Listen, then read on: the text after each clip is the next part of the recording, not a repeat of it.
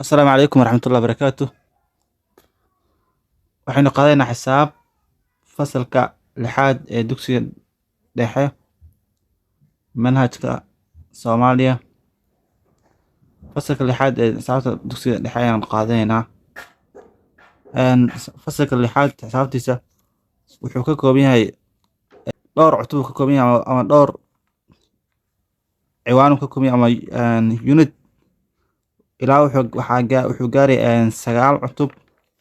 cutubka waxaan ku qaadan doonaa ururka maxaa la dhahaa fahamka ururka, qayb siyaabaha loo tilmaamo ururka, ururo isleeg iyo kuwa isku dhigma.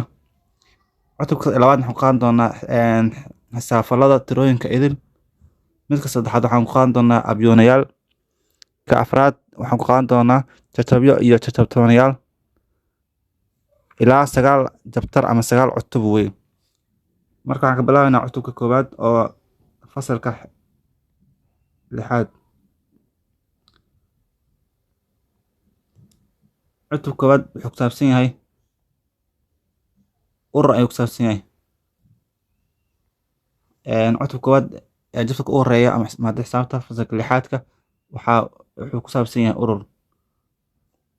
inta ayaan ku jirno jabtarkan ama cutubkan waxaanu qaadan doonaa ilaa 5 cashir. cashir koowaad waxaa waay fahamka urur. horta fahamka waa inaan fahnaa urur maxaa la wadaa.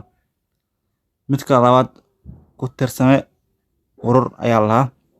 midka saddexaad siyaabaha loo tilmaamo urur. waxaan rabnaa inaan tilmaamno urur, haddaba sidaan u tilmaami karnaa ayaanu ku qaadan doonaa cashirka saddexaad. midka afraad waxaan ku qaadan doonaa jaantuska Venn. waa jaantus ama sawir nin loo yaqaano Venn ayaa iska leh.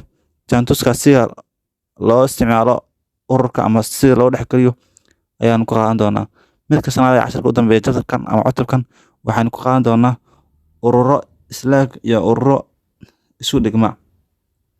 kuwa isleeg iyo kuwa isku dhigma ayaanu ku qaadan doonaa. waa cashirka u dambeeya ee cutubka koowaad ee ururka xisaabta lixaad fasalka lixaad dugsiga dhexe. haddaba aan bilaabno cashirka u horeeya. wuxuu ku saabsan yahay fahamka ururada. fahamka ururka. marka horeysa aan fahno waa maxay urur. waa inaan fahnaa saan u fahno urur. waxaan marka aynu tilmaamayno waxyaabo koox ah. markaynu tilmaamayno waxyaabo koox ah waxaa la adeegsadaa erayadan soo socda. waxaa la adeegsadaa erayadan. u horey waxaa waay xirmo. badanaa waa maqalnaa xirmo qalimaan ah. waxaan rabaa xirmo qalimaan ah. maxaa la waa koox qalimaan ah oo isku xiran oo astaamo iyo qaab dhismeedo gaar u leh. marka waxaa dhaynaa xirmo qalimaan ah. xayn ari ah. reerkaasi reer hebel badanaa marka baadiyo la joogo waxaa la reer hebel waxay leeyihiin xayn ari ah. macnaha waa dhowr iyo 40 ama 40 neef oo ari ayay leeyihiin. xayn waa xayn ari ah. sidoo kale waxaa la isticmaalaa ama la adeegsadaa xirmo ubaxa. waxaan rabaa xirmo ubaxa ama xirmo ula ah ama guuto ciidan ah. waxaa kasoo baxay meel heblayo guuto ciidan u socno meel heblayo kale.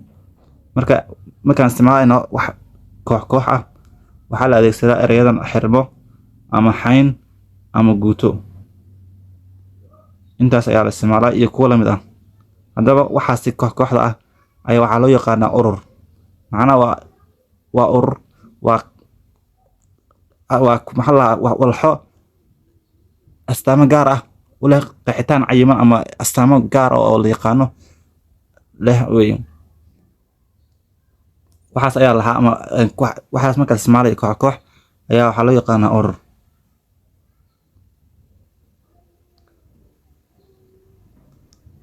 haddaba erayada xayn xirmo iyo guuto waxa ay tilmaamayaan koox walxa ah.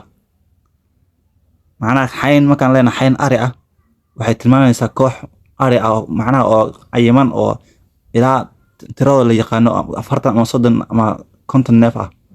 marka xirmo lehna waa xirmo ula ama xirmo ubaxa.